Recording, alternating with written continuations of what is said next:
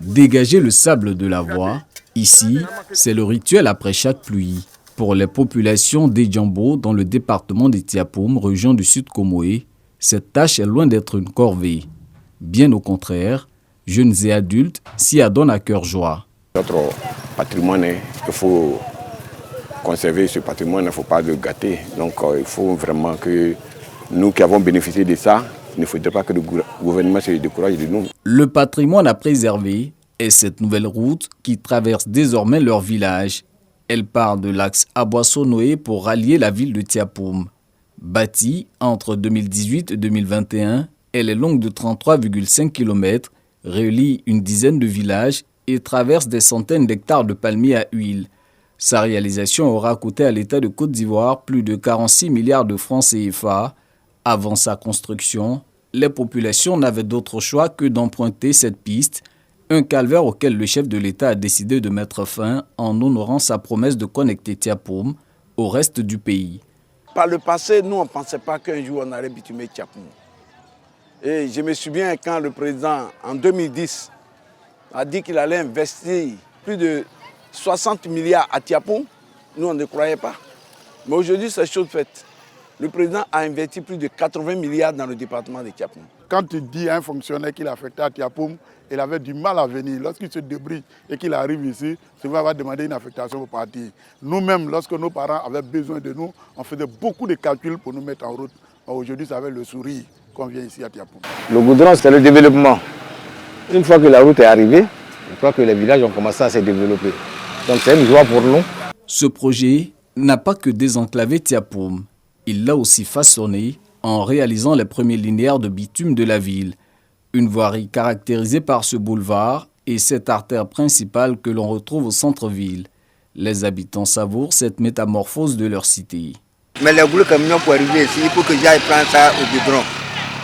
Maintenant, ce n'est pas le cas. Des camions de combien de tonnes là viennent facilement ici. Donc pour moi, c'est un avantage. Pas pour moi seul, mais en tout cas pour tout Tiapoum. Avant, il n'y avait pas de goudron ici. Mais actuellement, on voit qu'il y a goudron. On roule tranquillement. Et tous nos projets qui sont ici, bon, ça marche un peu pour nous aussi.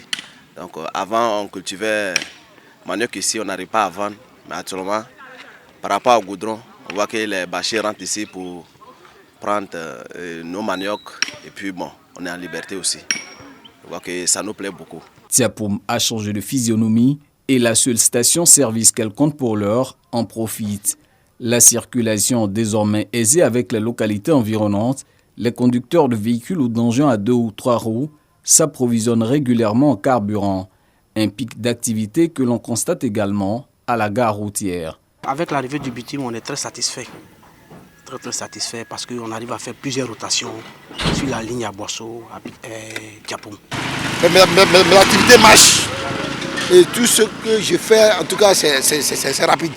Je suis un pisteur, donc ça me facilite de faire mes opérations au niveau d'Anville puis revenir à Boisseau, Maféré puis revenir facilement.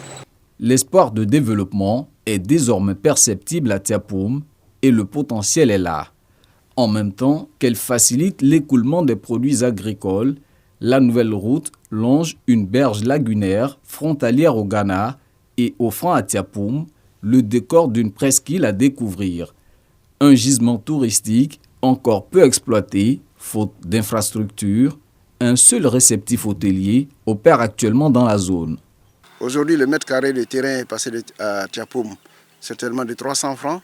Aujourd'hui, nous sommes à peut-être certainement à 2000 francs. On ne fait que commencer. Les aspects touristiques, il y a des opérateurs déjà qui sont en train de prendre les bordures de lagunes pour voir des opérations, des constructions d'espaces hôteliers. Et je pense que ça aussi, c'est important.